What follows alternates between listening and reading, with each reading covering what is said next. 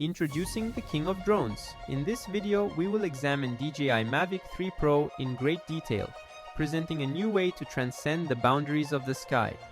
What can this technological marvel of a device, with its perfect design and incredible capabilities, do? Let's all see together. Even the birds envy it, the drone they want to drop. Hello everyone, welcome to my channel. Today, we will be reviewing the DJI Mavic 3 Pro together. We have prepared a very detailed examination for you. We will discuss all the details and try to convey both the positive and negative aspects. Let's get started. Alright, so the DJI Mavic 3 Pro comes with 3 cameras. The primary camera, which is a Hasselblad, has a 4.3 CMOS sensor with a focal length 24mm ranging, aperture from f2.8 to f11, capable of capturing up to 20 megapixels with a maximum of 5K resolution at 50 frames per second. Also, it can record in 10-bit D-Log. When shooting photos, it captures 20 megapixel raw images. When switched to 4K resolution, it can shoot beautiful slow motion footage at 120 frames per second. Our second camera is the medium telephoto camera, which also features a fixed aperture of f2.8 and offers a resolution of 48 megapixels. The equivalent focal length of this camera is approximately 70mm, with a 1-hour 1.3-inch CMOS sensor. With this camera, we can record 10-bit D-Log footage at 4K resolution and 60 frames per second, enabling the capture of cinematic and stunning videos. In terms of dynamic range, we can consider it average compared to the primary camera. If you want a maximum dynamic range, you will need to use the Hasselblad camera. Our third camera is the 7.6 Telephoto camera with an aperture of f3.4 and a 1.2-inch CMOS sensor, allowing us to shoot 4K video at 60 frames per second in 8-bit D-Log M. In the Cine version, you can shoot in 10-bit Apple ProRes and also enjoy a 28x hybrid zoom capability, along with the ability to capture 12 megapixel raw photos. When the Mavic 3 Pro was initially released, the third camera did not have the D-Log M recording feature, but with the latest update, you can now record in D-Log M. Alright guys, let's talk about the positive aspects. We have 2 versions of the drone, the regular Mavic 3 Pro and the Cine version. The Cine version comes with a 1TB SSD and can shoot in Apple ProRes 422 10-bit. On the other hand, the regular Mavic 3 Pro has 8GB of storage. Speaking of codec formats, the regular Mavic 3 Pro supports H.264 and H.265, while the Cine model supports Apple ProRes 422 HQ, ProRes 422, and ProRes 422 LT codecs. The color display assist feature is incredibly useful when shooting in log mode. When shooting in log, you see a colorless image on your controller. However, when you activate this feature, it shows the image as if it has a LUT applied, allowing us to make accurate exposure adjustments during flight. Being able to record 10-bit footage at 3x zoom with the Mavic 3 Pro truly takes your work to a different level. This is a significant and wonderful feature. Unlike the 7x camera, keeping the framed shot stable is much simpler with the 3x camera. It's much more challenging with the 7x camera because even the slightest movement on the controller can cause the frame to shift due to its zoom lens. That's why I generally prefer shooting with the 3x camera. If I want to highlight a subject, then I switch to the 7x camera. However, shooting with the 7x camera is risky because you can't see what's around the drone in your vicinity. Therefore, 7x shooting can be a bit risky and challenging. However, one indispensable aspect of the 7x camera is that it offers a different perspective in the filmmaking world, with the subject in the foreground and the background moving much faster. If you're shooting in nature, then this drone is perfect for you because with the 7x feature, you can zoom in on subjects without disturbing them, eliminating the need to get too close. You can capture shots from a safe distance.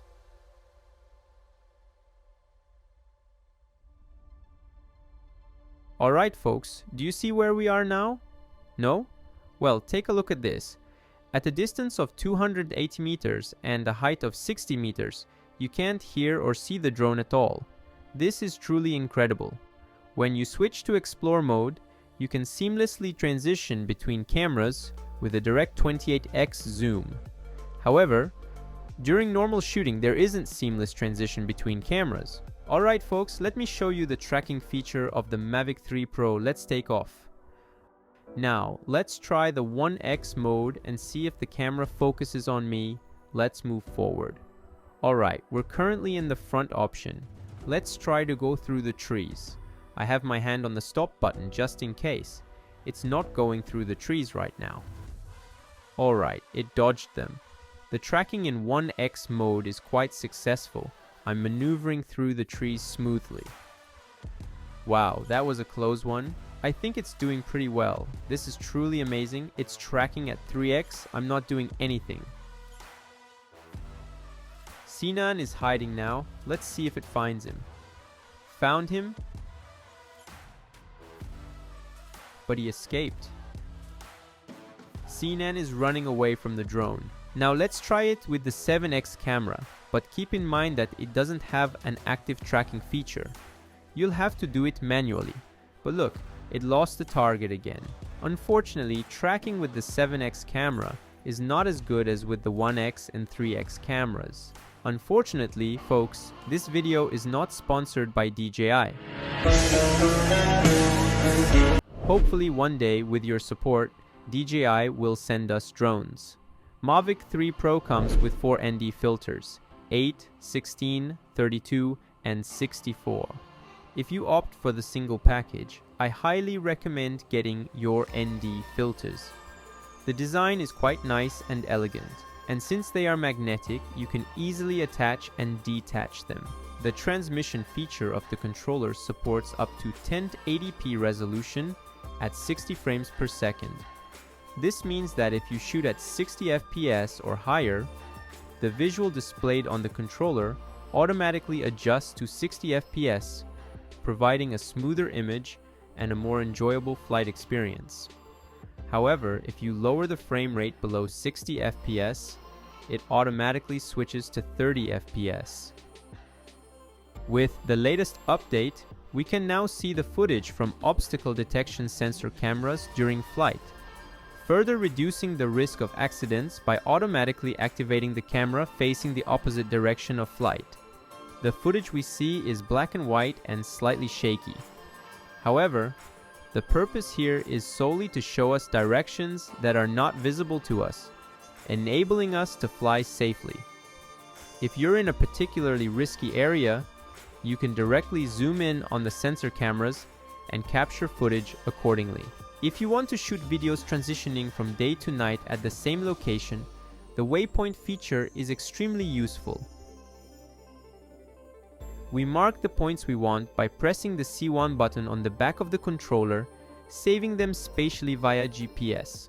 Then, after adjusting our speed, we press the Go button, and the drone automatically performs the shooting along the designated route.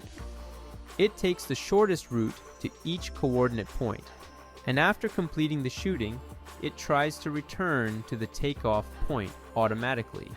You can manually cancel this if needed. Then we say save and exit, and the coordinates are saved by the drone. When we come back at a different time, we select the saved coordinates, press the Go button, and the drone automatically goes to the same location and performs the same shooting at the designated points.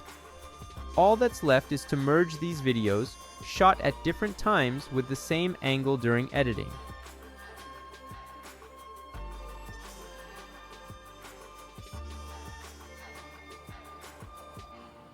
Coming to the negative aspects, the flight time is less compared to the Mavic 3 because of the larger gimbal.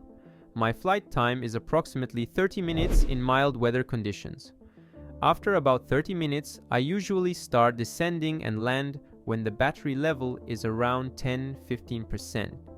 My advice to you is not to use your batteries until they are completely drained, meaning don't let them drop to 5%.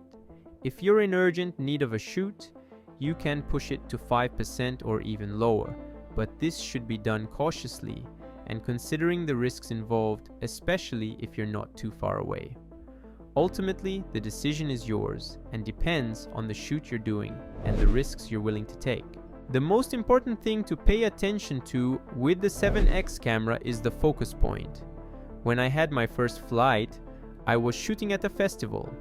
Later, when I was shooting the artist, I didn't notice on the controller, but when I looked at it on my PC, I realized that the focus was off. The transitions between cameras are very slow.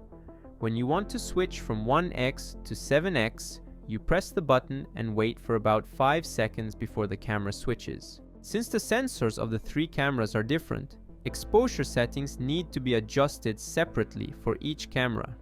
Therefore, the ND filter you attach will make a difference between 1x and 3x. However, I have a recommendation for you. If you attach an ND16 and set the aperture between 7 and 8 in 1x, the apertures in 3x and 7x will be roughly equalized to ND16.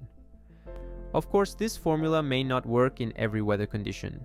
Generally, it's most effective on cloudy days. During recording, you cannot switch between cameras directly. The drone sound is quite loud, so it attracts more attention.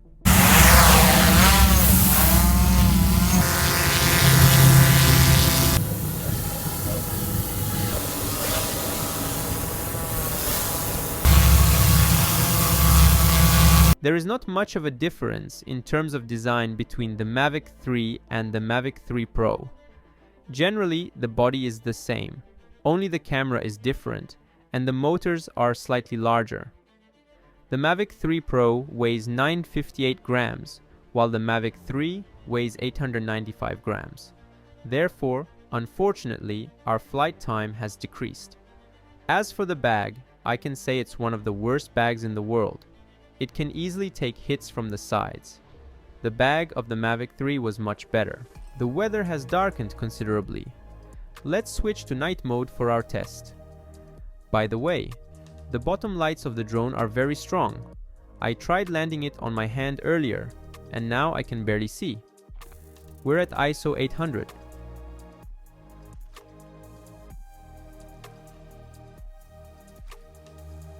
Now let's quickly bump it up to ISO 1600. ISO 1600 looks much better. Our battery level is very low, only 21%. It's completely dark outside now, and ISO 1600 looks great. Let's try increasing it again. I've set it to 3200 now. At 3200, it's almost like daytime here.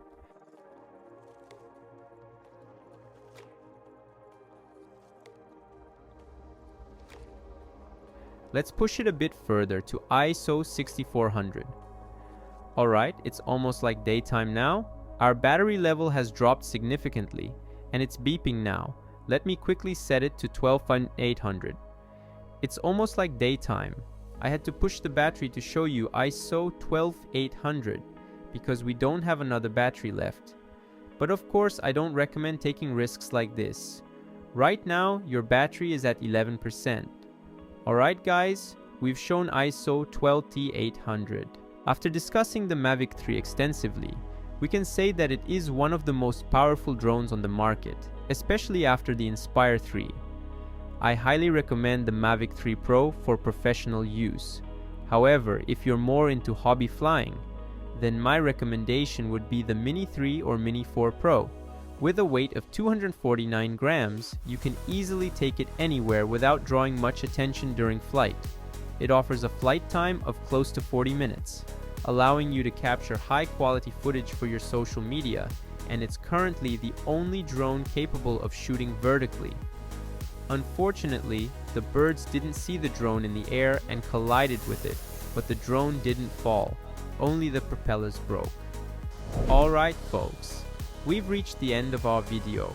I've tried my best to discuss the positive and negative aspects of the DJI Mavic 3 Pro, and I'm curious to hear your thoughts on this topic.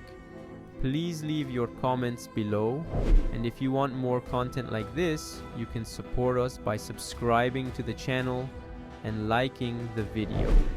Until the next video, take care and goodbye.